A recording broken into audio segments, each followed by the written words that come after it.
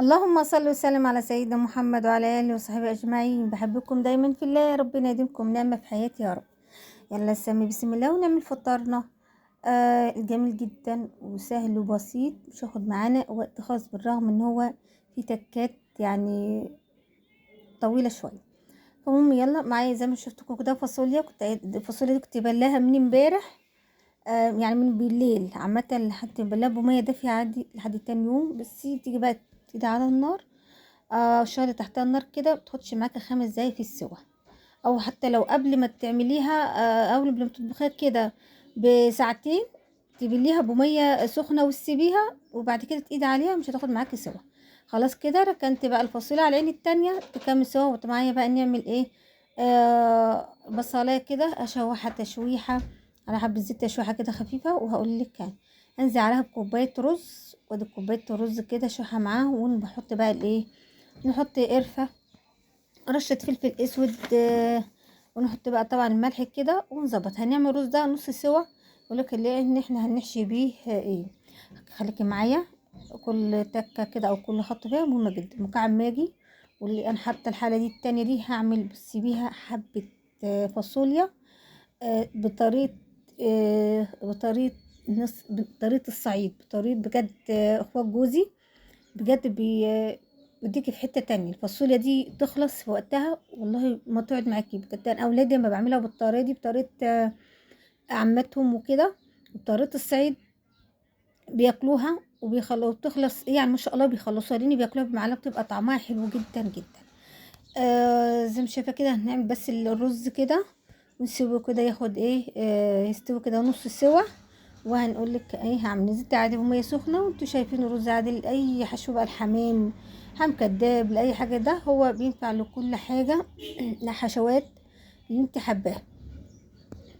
زي ما شايفه كده. خلاص. انا كده مقطعه الغطا بتاع الفاصوليا. استوت، راح بقى اصفيها واحط كده عليها ميه. تمام. والرز معانا خد اللي هو نص سوا بس يبرد شويه. وتعالى بقى الحله دي حطيتها على النار، هننزل فيها بايه، على النار كده. وانزل بقى بصلتين كبار كبار جدا ما شاء الله، زي ما شايفه الطبق مليان بصل مكعبات، بصلتين كبار. هتعملهم بقى ايه زي ما شايفه كده. احط بس حبه زيت كده في الاول، او نص معلقه سمنه. وبعد كده هقولك هنضيف ايه التكه اللي بتديها طعمها حلو جدا، وخليه كمان زي المكرمل كده، جميل جميل جميل جدا. هما دايما بيعملوها بالطريقه دي حلو قوي قوي.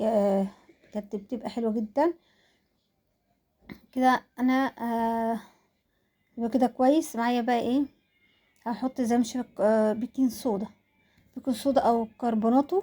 بصي على بصي المعلقه بتاعه التوابل على زومه، يعني ايه، رشه كده، رشه صغيره، متزوديش. هي الرشه هي الحته الصغننه دي زي ما شايفه كده، حته صغيره على ذوق من المعلقه. بصي ما شاء الله بيكرمل البصل. بصي كل ما تقلبي فيه كل ما ايه البصل بينزل ميته ويدبر كده ويتكرمل معاكي زي ما شايفه كده.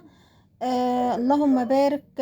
مش كل ما تقلبي فيه كل ما يتكرمل معاك، كل ما تقلبي فيه كل ما يتكرمل ايه معي زي كده بص التقليب ما شاء الله. قصدي انا كنت سامعين الصوت ده. زي ما شايفه كده ما شاء الله. اللهم بارك لحد ما يدينا اللون اللي احنا عاوزينه. فاللهم بارك. ما شاء الله كده بتدي طعم حلو قوي للفاصوليا، بيديها يعني حاجه يعني ما شاء الله كده جميله. وبيبقى ده كده بالدمعة، الدمعة بتبقى حلوة قوي قوي قوي. وكمان معايا خلاص عم تشوح، نعمل بصلة تشويحة تكرمل معانا. معايا بقى الايه، حمام كداب، غسلاه كويس جدا بالملح كده وليمون، عصرته كويس من الملح وليمون، وعصرت عليه ليمونة تاني وانت خلاص كده. وتعالى بقى ده 4 وراك مخليين هيحشوهم بقى بطريقة بصي حلوة قوي. جميل وجميل جدا جدا. ممكن تعملي على فكرة ومحطش فيه اللي هي الخلة بتاع السنان او سلاكة السنان، ممكن عادي تلفيه كده يعني وتتنيه لتحت وتحطه في صينية. يعني ممكن ما تستعملش عادي الخلة دي، او خيط اللي هو متخصص في المطبخ. بس ما شاء الله زي ما انت شايفة كده بنحشيها كده. اللهم بارك. آه، طبعًا أنا يعني في الوقت ده والله أنا كنت هاقول لِك كنت بادئة الأكل والله كانت الساعة كام، يعني الحمد لله يعني كانت الساعة 14:30 يعني أنا وأمّا خرجت وجيت وكده كانت الساعة 14:30 جيت على طول عملت كده الأكل وشغّلت على طول وغسلت الوراك وضبّطت الدنيا كده زي ما أنتِ شايفة، وزي ما أنتِ شايفة أنا كنت مخلّصة يعني بأمانة كنت مخلّصة قبل الحمد لله، يعني من 14:30 لحد الساعة 16:00 كنت خلّصت أكل الحمد لله، تمام كده، خلاص تمام، الصينية ونحط بقى فيها كده والبصلاية معايا بُصّي ما شاء الله بتشوّح، زوّدنا لها طبعًا أنا حاطة لها معلقة سمنة آآ بعد ما اتشوحت كده، معلقة سمنة ونحطها كده معاها ونبهّرها بقى كزبرة وفلفل أسود تبهّريها وادي إيه زي ما أنتِ شايفة كده ونقلّب كده ما شاء الله، ومجهّزة عصير الطماطم أو لتر الطماطم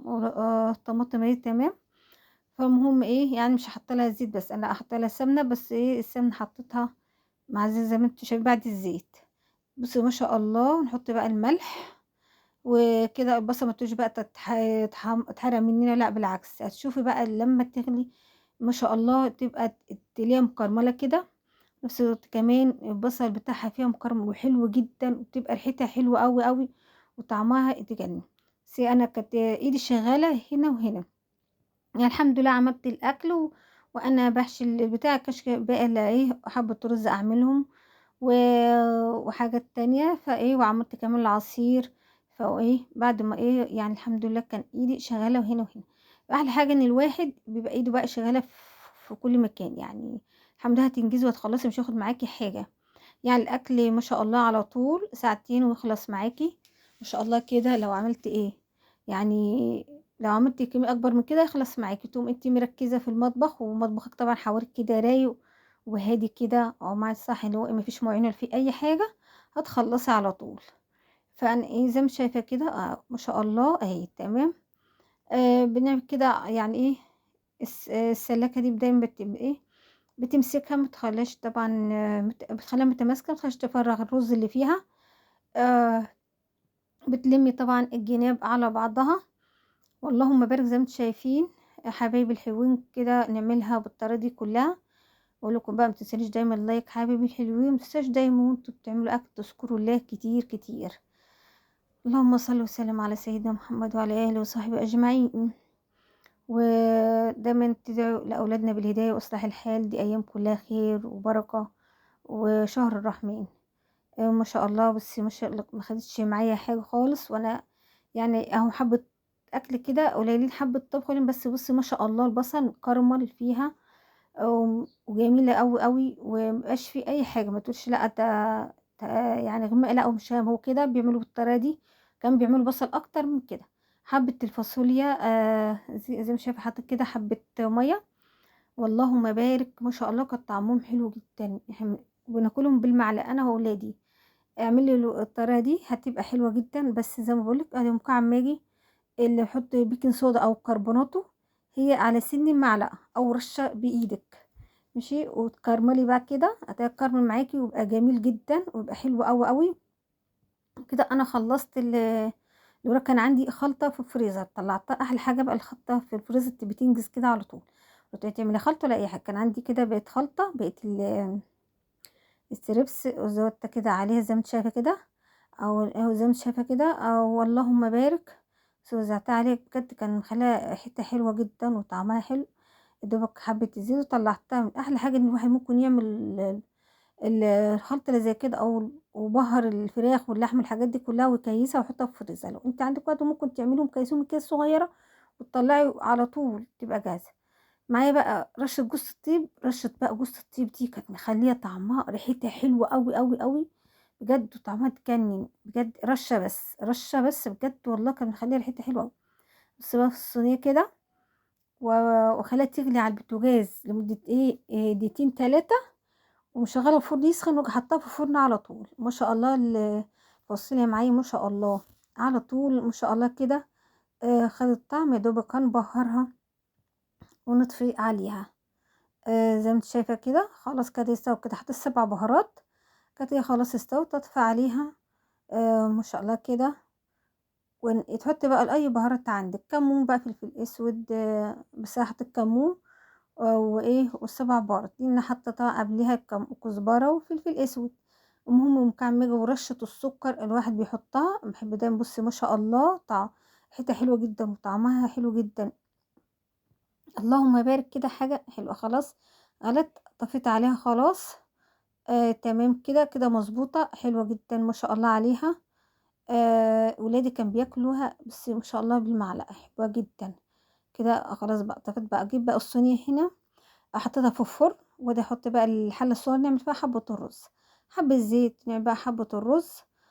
زي ما شايفين كده اللهم بارك. انا هعمل كوبايتين رز بس، لان ايه ما زودش يعني في الرز، لان ما شاء الله عندنا الحمام ده ما بياكل واحد ما بي يعني بيقفل مع الواحد. فالمهم نقلب بقى حبه الرز كده ونعملهم وكده بقى، ما شاء الله عملنا اكل جميل حلو جدا. سهل وبسيط لبناتنا الحلوين. زي ما شايفة كده، بس حطيت حبايتين حبهان وورقتين الورق ومكعب ماجي ورشة فلفل اسود. اللهم بارك. زي ما شايفة كده ايه تمام. اللهم بارك كده. خلاص بنتي بقى بتعمل السلطة بتجهزها. على طول بتيجي كده من دروسها بتيجي عاملة السلطة، ما بتاخدش معاها حاجة. اللهم بارك. زي ما شايفة كده ده رشة الفلفل الاسود وحطينا الملح، معلقة الملح الصغيرة وكده. هنحط بقى ننزل بالمية السخنة. تمام كده، ونقلبها كويس جدا ونسيبها بقى. اول ما ايه شكشك معانا كده هنقولها بقى على العين الصغيرة التانية. زي ما شايف كده اللهم بارك. اللهم بارك اللهم بارك. زي ما شايف كده كده بقى نعمل ايه. عملت بقى حبة شوربة. لازم كل يوم طبق الشوربة على الطبلية او على الفطار. لازم كده على الفطار طبق الشوربة. الشوربة دي بقى بحب ايه، بصي لسان عصفور بالجزر والبسل، يعني بالخضار بيبقى جميل جدا. لسان عصفور بصي ما شاء الله كده. المهم ايه شوربة شعرية. المهم اي طبق شوربة كده على الطبق على الفطار بيبقى جميل جدا جدا. مكعب ماجي وادي كده تمام كده. عملنا طبق الشوربة بتاعنا الجميل الحلو جدا. اللهم بارك. زي ما انت شايفة ما شاء الله. ما خدتش كده، انا خلصت بقى اكلي ويدوبك العصير هعمله وكده خلاص. اللهم بارك كده ما شاء الله. الصينية زي ما انت شايفة بجيب الحلة الرز دي على العين الصغيرة وبحط الايه الشوربة على العين الكبيرة. تمام كده. هنعمل بقى ايه. هنجيب بقى عندي زعفران كده سايب او في الكيس. المهم ايه هاخد منه سنة في طبق زي كده صغنن او في كوباية صغيرة زي كده، سنة على برضو زي المعلقة كده اهي. تمام كده وحبة مية وندوبه ونعمل بقى في الرز كده عين صفر كده وعين بيضة، عيون كده حلوة. نعمل عيون كده جميلة. ادينا حبة وحبة كده، حبة صفر حبة بيضة، بدي بجد ريحة وشكل حلو جدا. قبل الرز ما ياخد ايه يعني يكمل سوا كده، كان يعني ايه كان داخل على سوا. بس ايه قلت بقى اما اعمل الزعفران ده بيبقى عند العطار في اي مكان، منه علب صغيرة في منه كمان سايب زي ما انت حابة. كده خلاص الفراخ الحمام بتاعنا الكداب الجميل ده استوى معانا وما شاء الله ريحته كانت تجنن تجنن تجنن. واحدة عادي اتفتحت كده مش مشكلة عادي، بس ماسكة نفسها كده من فوق وحلوة جدا وجميلة. اللهم بارك كده. بدن بس الوش وحطها تحت الشواية وكده خلاص ايه خلصنا والحمد لله وتمام كده. اللهم بارك. شايفين كده ما شاء الله. نقلب بقى الرز مع بعض واقول لكم حبيبي الحلوين متنساش دايما أنا بقول لكم حطوا له دايما لايك بالله عليكم.